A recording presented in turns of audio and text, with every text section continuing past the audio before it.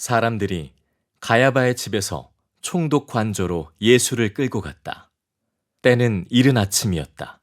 그들은 몸을 더럽히지 않고 유월절 음식을 먹기 위하여 관저 안에는 들어가지 않았다. 빌라도가 그들에게 나와서 당신들은 이 사람을 무슨 일로 고발하는 거요? 하고 물었다. 그들이 빌라도에게 대답하였다. 이 사람이 악한 일을 하는 사람이 아니라면 우리가 총독님께 넘기지 않았을 것입니다. 빌라도가 그들에게 말하였다. 그를 데리고 가서 당신들의 법대로 재판하시오. 유대 사람들이 우리는 사람을 죽일 권한이 없습니다 하고 대답하였다. 이렇게 하여 예수께서 자기가 어떠한 죽음으로 죽을 것인가를 암시하여 주신 말씀이 이루어졌다. 빌라도가 다시 관저 안으로 들어가 예수를 불러내서 물었다. 당신이 유대 사람들의 왕이요? 예수께서 대답하셨다. 당신이 하는 그 말은 당신의 생각에서 나온 말이요. 그렇지 않으면 나에 관하여 다른 사람들이 말하여 준 것이요. 빌라도가 말하였다. 내가 유대 사람이란 말이요. 당신의 동족과 대제사장들이 당신을 나에게 넘겨주었소. 당신은 무슨 일을 하였소? 예수께서 대답하셨다. 내 나라는 이 세상에 속한 것이 아니요. 나의 나라가 세상에 속한 것이라면 나의 부하들이 싸워서 나를 유대 사람들의 손에 넘어가지 않게 하였을 것이요. 그러나 사실로 내 나라는 이 세상에 속한 것이 아니요. 빌라도가 예수께 물었다. 그러면 당신은 왕이요? 예수께서 대답하셨다. 당신이 말한 대로 나는 왕이요. 나는 진리를 증언하기 위하여 태어났으며 진리를 증언하기 위하여 세상에 왔소. 진리에 속한 사람은 누구나 내가 하는 말을 듣소. 빌라도가 예수께 진리가 무엇이요? 하고 물었다. 빌라도는 이 말을 하고 다시 유대 사람들에게로 나아와서 말하였다. 나는 그에게서 아무 죄도 찾지 못하였소. 유월절에는 내가 여러분에게 죄수 한 사람을 놓아주는 관례가 있어. 그러니 유대 사람들의 왕을 놓아주는 것이 어떻겠소? 그들은 다시 큰 소리로 그 사람이 아니요 바라바를 놓아주시오 하고 외쳤다. 바라바는 강도였다. 만약에 어떤 사람이 여러분에게 당신의 인생 목적이 뭐냐, 당신의 마음의 갈망이 뭐냐 이렇게 물으면 좀 짜증나는 분들이 많으실 겁니다. 먹고 살기도 힘든데 그런 골치 아픈 생각을 왜 자꾸 하게 하는 거야?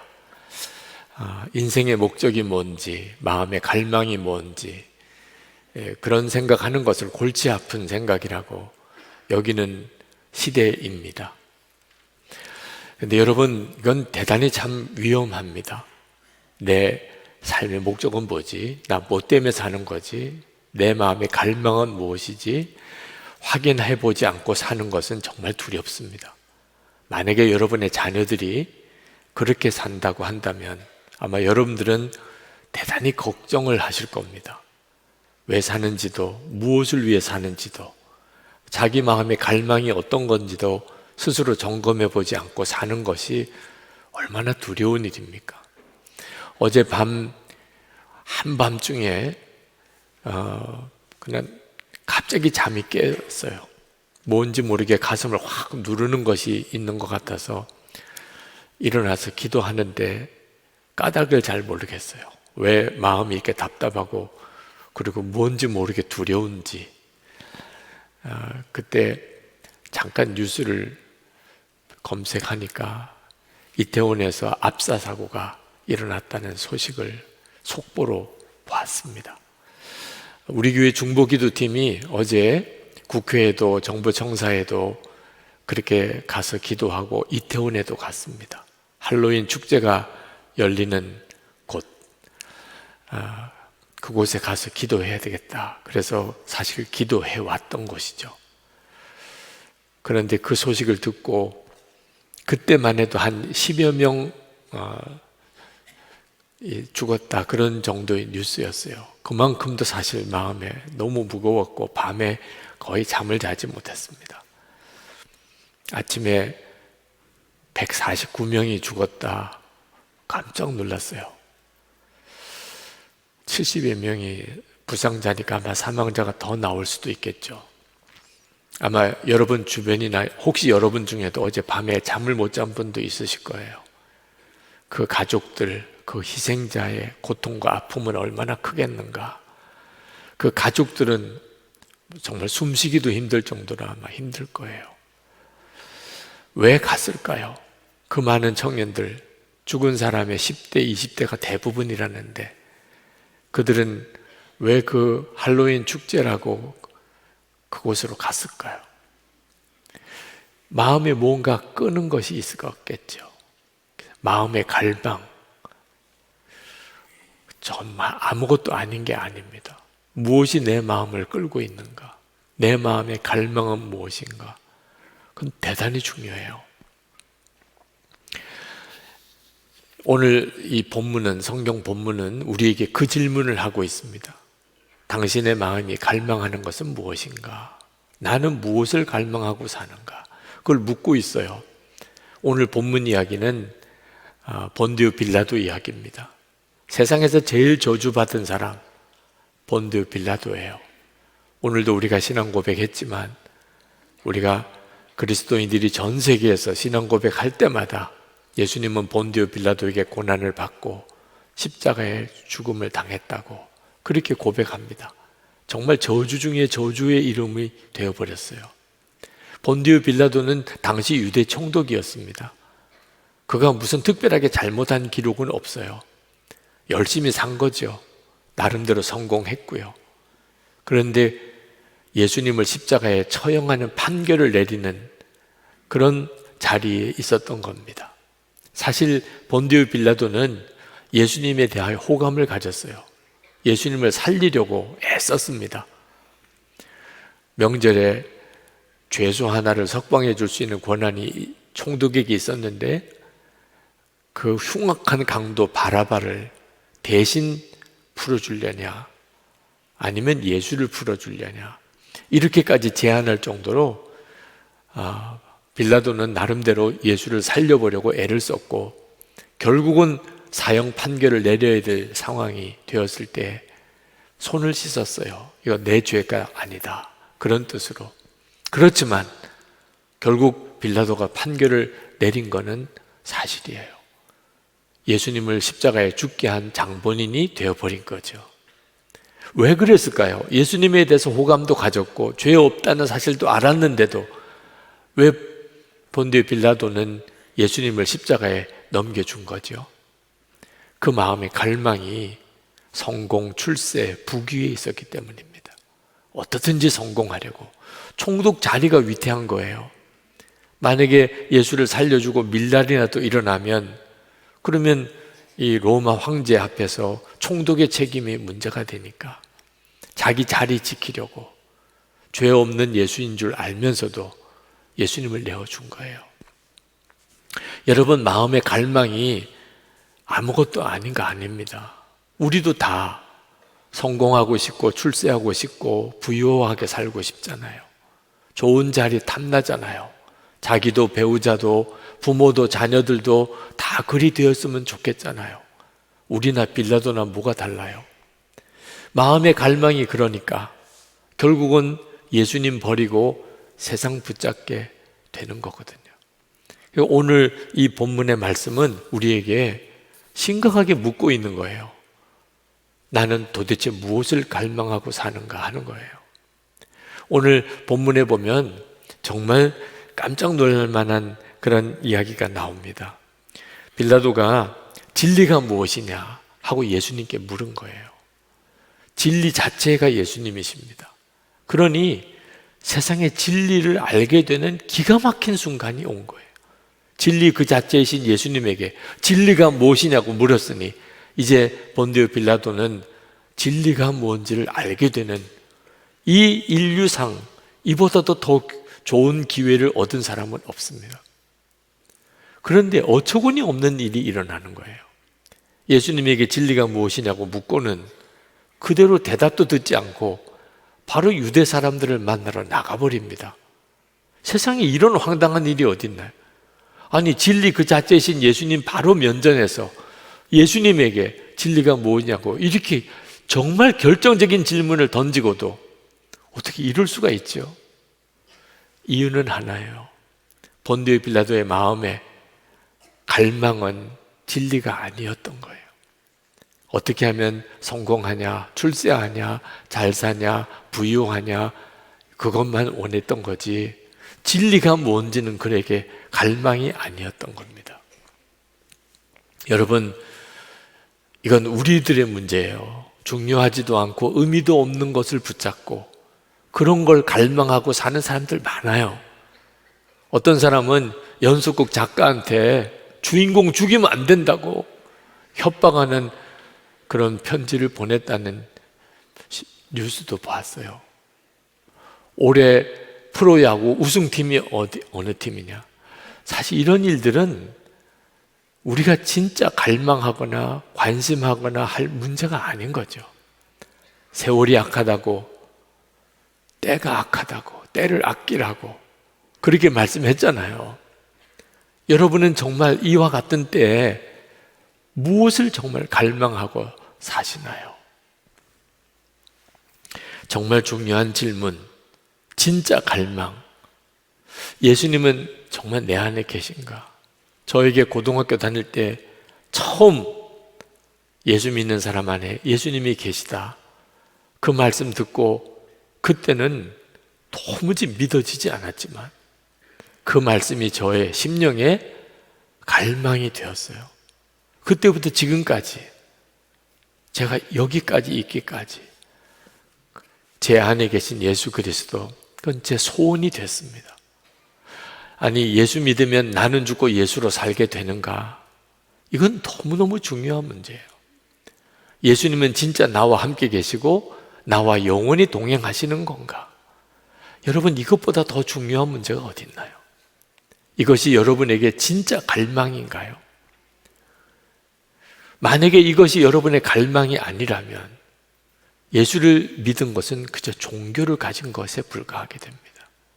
그저 종교 생활을 하는 거예요. 기독교가 내 종교인 거죠. 그러나 실제로 내 마음의 갈망은 세상이에요. 그저 성공하고 출세하고 돈 벌고 그렇게 살고 싶은 것뿐입니다. 그러면 어떻게 되지요? 빌라도처럼 되는 거예요. 결국 내 마음의 갈망이 내 인생을 끌어가는 거니까요.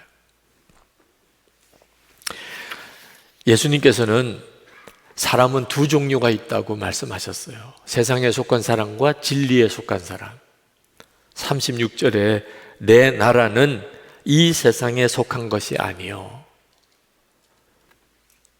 이 세상에 속한 나라가 있고 하나님의 나라에 속한 나라가 있습니다.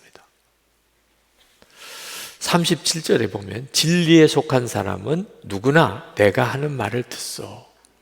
진리에 속한 사람이 있고 진리에 속하지 않은 사람이 있어요.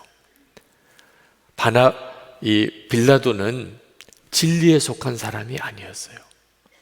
그래서 그의 관심은 진리에 없었어요. 세상에만 있었어요. 그래서 총독의 자리가 중요했어요. 결국은 예수님을 십자가에 못 박습니다. 그래서 그는 행복했을까요? 역사가 요세푸스의 기록에 의하면 그는 몇 년 안 되어 사실 그 총독의 자리에서 쫓겨납니다. 그리고 그가 갈리굴라 황제 때 자살해 버립니다. 그렇게 붙잡고 싶었던, 예수를 십자가에 못 박으면서까지 붙잡고 싶었던 총독의 자리도 지키지 못해요. 진리에 속한 사람과 진리에 속하지 않은 사람은 진리의 말씀을 들을 때 반응이 다릅니다. 어항 속에 있는 물고기가 살았는지 죽었는지는 건드려 보면 알아요. 똑같아요. 우리에게 진리가 우리 속에 다가올 때 진리에 속한 사람은 그 진리에 반응합니다. 구한말에 우리 한국에 선교사로 오셨던 헐버트 선교사님이 복음 전파를 하는 것뿐만 아니고 한국 문화에 대하여 깊은 연구를 하신 분입니다. 대한제국 멸망사라는 책을 썼어요. 그때 그가 한국에 있었으니까. 그 책 속에 이런 부분이 나와요. 한국인의 종교를 이해하는 것은 참 어렵다는 걸. 도대체 무슨 종교를 가지고 있을까 알기 쉽지 않다는 겁니다. 한국인들은 사회적으로는 유교도이고 철학적으로는 불교도이고 고난당할 때는 샤머니즘을 믿는 사람들입니다. 그러나 어느 한국인이 진정 무엇을 믿는지 알려면 그가 고난에 빠졌을 때 어느 쪽으로 기우는지를 살펴보면 된다. 그렇게 썼어요. 자, 여러분이 진짜 진리에 속한 사람인지 세상에 속한 사람인지는 고난을 당할 때 어느 쪽으로 기울어지는지를 보면 알아요. 위기가 왔을 때, 참 곤란한 문제가 생겼을 때, 고난이 닥쳐왔을 때 여러분은 어느 쪽으로 기울지요? 주님께로 기웁니까? 세상 쪽으로 기웁니까? 그게 여러분이 믿는 거예요. 그래서 여러분의 마음의 갈망을 항상 점검해야 하는 겁니다. 빌라도는 진리에 속한 사람이 아니었기 때문에 그는 총독의 자리를 붙잡았죠. 근데 이게 굉장히 무서운 거예요. 그는 악한 영에 사실은 사로잡혀 있었던 겁니다. 주님이 영광의 주님이세요. 우리는 예수님을 한 번만이라도 만나보고 싶은 그런 소원도 있잖아요. 실제로 내게 꿈에서라도 예수님이 정말 한 번만이라도 나타나 주신다면 내가 신앙생활을 달리 할 것 같은데 이런 생각도 있잖아요. 근데 빌라도는 예수님을 직접 만나고 신문까지 했습니다. 그래서도 못 알아봤어요. 눈이 가린 거예요. 고린도 후서 4장 4절에 그 중에 이 세상의 신이 믿지 아니하는 자들의 마음을 혼미하게 하여 그리스도의 영광의 복음의 광채가 비추지 못하게 함이니 그리스도는 하나님의 형상이니라. 예수님을 눈으로 보고도 전혀 예수님을 알아보지 못하고 죄 없으신 것을 알고도 십자가에 내버립니다. 완전히 눈이 가려버린 거죠. 세상을 택하는 사람은 까닭이 있는 거예요. 마귀에게 그 눈이 완전히 가려져 있는 겁니다. 그래서 예수님이 우리와 함께 계신데도 그 주님을 전혀 바라보지 못하는 거예요. 혹시 여러분 지난 일주일 동안 무엇을 갈망하고 사셨나요? 이 질문을 귀찮게 여기거나 또는 부담스럽게 생각하면 안 됩니다. 쓸데없는 생각, 골치 아픈 문제 아니에요. 혹시 내가 빌라도 같은 사람은 아닌가? 이거 점검해 보는 것이에요. 나 무엇 때문에 살았지? 무엇이 나를 웃게 하고 무엇이 나를 울게 했지? 여러분 한번 점검해 봐야 돼요. 우리가 예수님을 진짜 믿었는지 그건 마음의 갈망이 바뀐 것을 통하여 알게 됩니다. 마음의 갈망이 달라졌어요. 내가 전에는 세상을 갈망하고 살았어요. 이제는 완전히 달라졌어요. 이제 내 마음의 갈망은 예수님이에요. 그럼 구원받은 사람이에요. 근데 교회는 다니지만 마음은 여전히 세상을 갈망하고 있어요. 그러면 이건 정말 심각하게 주님 앞에 나와야 됩니다. 사도 바울은 그때 당시에 로마도 고린도도 에베소도 당대의 최고의 도시들, 화려한 도시들 다 다녀보았습니다. 그러나 사도 바울은 그 화려한 세상 부럽지 않았어요. 빌립보서 3장 7절부터 9절까지 말씀해 보면 사도 바울은 그 세상 모든 유익 다 해로 여기고 배설물처럼 버렸다고 그랬어요. 세상이 배설물처럼 보이는 거예요. 예수 그리스도를 알고 싶어서, 주님에 대한 갈망으로 사도 바울의 갈망이 바뀌어 버렸어요. 여러분도 그렇습니까? 언제 그런 일이 일어났나요? 내 마음의 갈망이 바뀌었습니다. 언제 그랬나요? 이건 우리에게 있어서 매우 중요한 문제예요. 목사님 한 분이 저에게 물으시더라고요. 목회에 있어서 무엇이 가장 중요합니까? 제가 말씀드렸어요. 목회보다 예수님을 더 바라보셔야 합니다. 목사에게도 목회가 우상이 될 때가 있습니다.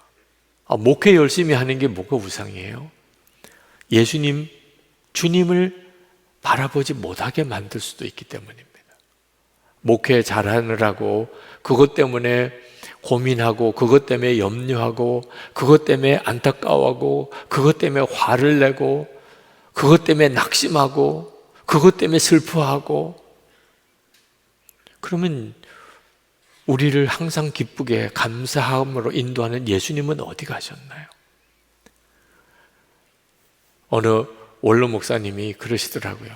당신이 현직에서 담임 목사로 목회할 때 가장 안타까웠던 것이 늘 목회만 생각했던 거예요. 지금 돌아보면 가장 후회스럽다고. 아니, 목사가 목회 말고 그럼 뭐 바라봐야 돼요? 예수님인 거예요. 제가 하나님의 은혜 가운데 정말 감사한 것은 그때 그 고등학교 다닐 때 그 눈을 열어준 겁니다. 진짜 갈망해야 되는 것은 예수님이라는 거예요. 성령의 은사의 마음이 꽂히신 목사님이 계셨어요. 그래서 은사 목회를 하기를 갈망하셨어요. 그 목사님께 말씀을 드렸습니다. 은사보다도 예수님이 더 커 보이면 그러면 그 은사 목회도 하시라고. 그 목사님이 얼마나 그것을 잘 알아들으셨는지 모르겠어요. 많은 은사자들이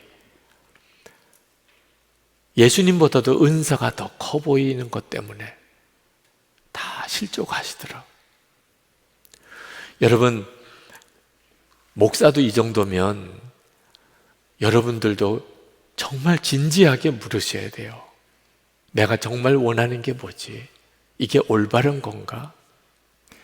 여러분, 행복하기를 갈망하는 분이 많으실 거예요. 행복이 내 갈망이에요. 그 뭐 나쁜 거 아니죠. 뭐 사람은 누구나 다 그렇잖아요. 그렇지 않습니다. 행복을 갈망하니까 배우자에게도 부모에게도 자식에게도 주위 사람들에게도 계속 원망이 되고 믿고 좌절이 되고 죽고 싶고 죽이고 싶고 그렇게 사는 거예요. 행복을 갈망하니까. 여러분, 행복은 예수님을 영접할 때 주님으로부터 오는 거예요. 하나님 나 사랑하시고 독생자를 주시기까지 예수님 나 위에 대신 죽으시고 주님은 나와 함께 영원히 동행해 주세요. 세상에 이보다 더 행복할 수 어디 있어요? 예수 믿으면 이미 행복한 사람인 거죠. 그런데 뭘 또 더 누구에게 행복을 원해요? 이제는 배우자에게, 부모님에게, 자녀들에게, 주위 사람에게 예수님으로 인하여 누리는 이 행복을 흘려보내는 것이 성도의 복이에요. 그러면 뭐가 문제가 돼요? 목사님, 아니 행복이 삶의 목적이 아니면 우리는 뭘 목적으로 사나요? 우리가 정말 목적해야 될 것은 거룩함이에요. 행복은 이미 주신 거라니까요. 우리가 진짜 갈망할 것은 거룩함이에요. 그래서 가정도 주신 거고 교회도 주신 거고 세상의 일터도 주신 거예요. 여러분, 여러분이 거룩하기를 갈망한다면 그동안 여러분에게 그렇게 속상하게 하고 가시같이 여러분을 힘들게 하고 여러분을 눈물 쏟게 만들고 했던 그 모든 사람들과 그 모든 상황이 다 감사로 바뀝니다. 그 사람 때문에, 그 어려웠던 일 때문에 내가 믿음을 가지게 됐고 주님 바라보게 되고 이 세상의 전부가 아니고 하나님의 나라를 소망하게 되고 내가 더 인내하게 되고 할렐루야죠. 너무 감사한 거예요. 내겐 가시 같은 사람이 오히려 내게 감사한 사람이 돼요. 진짜 죽을 것 같은 그 상황 때문에 내 영혼이 복을 받았어요. 행복을 갈망하다 보니 모든 게 다 불평이에요. 거룩함을 갈망하다 보니 모든 게 다 감사해요. 여러분, 여러분의 마음의 갈망은 너무너무 중요한 거예요. 주님을 바라보고 싶어도 도무지 바라보아지지 않습니다. 나와 함께 계시다는데 믿어지지 않습니다. 그렇다면 여러분의 마음의 갈망이 무엇인지를 한번 점검해 봐야 됩니다. 어느 수도원의 젊은 수사가 그렇게 하나님을 만나고 싶었어요. 기도도 하고 성경도 보고 고행도 하고 온갖 사의 삶을 살았는데 하나님을 만나지를 못해요. 그래서 나이가 많은 원장님을 찾아가서 상담을 했습니다. 원장님, 하나님을 어떻게 하면 만날 수 있나요?